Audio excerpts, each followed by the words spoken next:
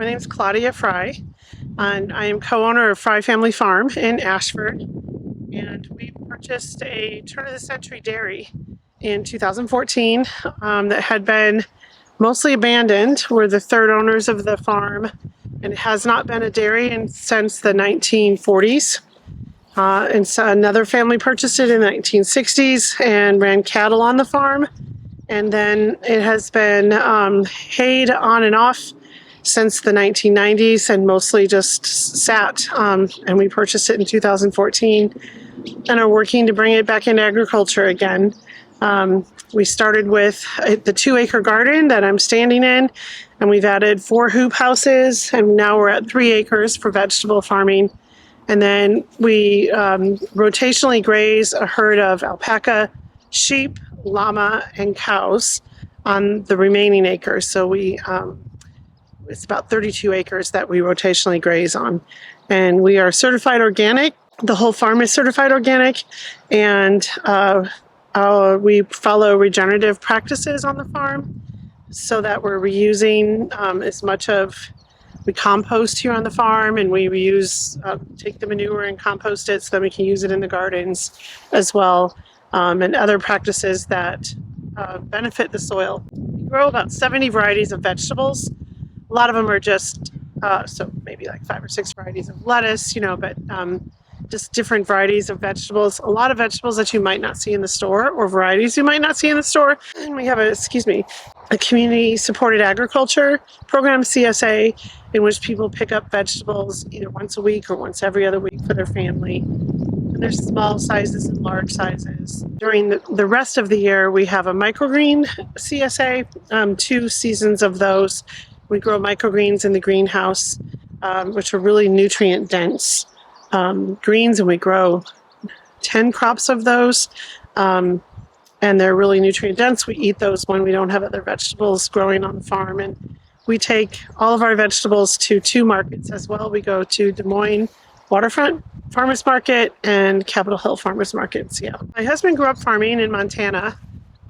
Grew up on a wheat farm and then a start to finish beef operation. And he wanted to get into farming really since I met him. He wanted to get back into farming. He was the oldest of the children and really wasn't at a place where he could take over the farm when he graduated high school and went to college. So we were looking for farms for quite a few years and looking in other states and found this farm for sale and came out, tested the soil, and really felt like we found a gem of a piece of property and some great history to this farm. The dairy provided milk at one time to the people of National, which was a mill town right across the highway from us, and then also provided milk for the people attending the National Park. So the farm was broken up. It was originally 280 acres, and we're the third owners. The second owners sold all but this 40, and then I think like each of the children of the second owners have 10 acres of some of that land as well. So the matriarch of that farm is still alive, turning 96 this year. We have typical weeks for sure. So today's Wednesday. It's our pack day, so we're packing vegetables for the CSA. And then I leave mid-afternoon and deliver those. About the same time, people who pick up on farm come to our walk-in cooler and pick up the vegetables for the week. We also have an on-site bakery that's not our bakery, but uses our commercial kitchen, and they can pick up baked goods at the same time, which is pretty awesome for people living in the area to be able to get fresh baked breads and bagels and things like that. So they come and pick up. So that's our typical Wednesday. And then Tuesdays, the day before today, was harvest most of the day, getting all the vegetables harvested. We do a fresh harvest for everybody each week. Mondays, working backwards, is a day in which I typically have no staff. It's my day to do office work and then sort of plan for the week and figure out where our focus is going to be for the week.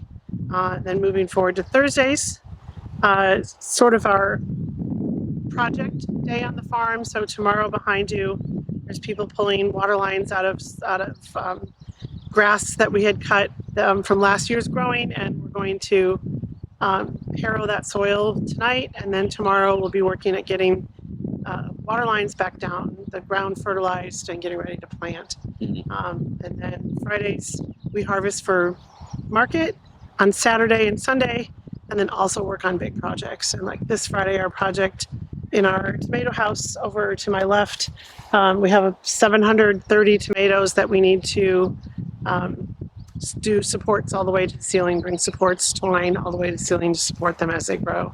So that's our Friday project. So there's some project days, there's some harvest days, some delivery days.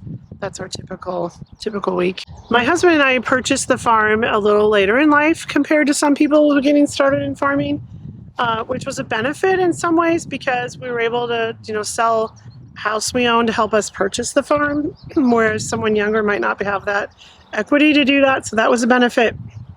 But we bought an older farm that needed work, had been sitting mostly abandoned. So for us, the time frame of getting our big projects done is we feel like it's squeezed. We know we want to farm even after my husband works off farm, and we know after he retires this is what we want to continue doing, but we want our big projects done.